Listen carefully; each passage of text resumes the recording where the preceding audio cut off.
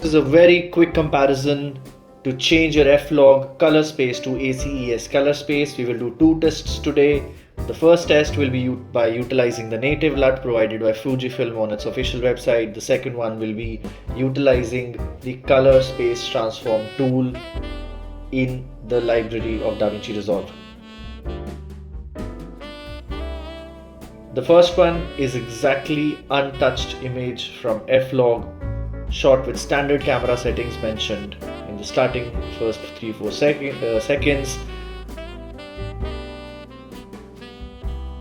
This is how F-log looks with the native IDT LUT provided by Fujifilm on their official website. However, this is what is done by hand by utilizing color space transform. Also, project settings were touched, see in the screenshot.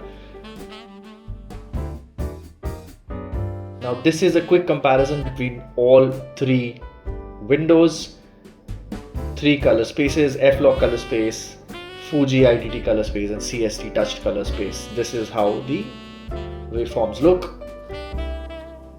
This is by slapping a standard codec 2383D60 Film Look, which is by default available in DaVinci Resolve. This is how the waveforms look.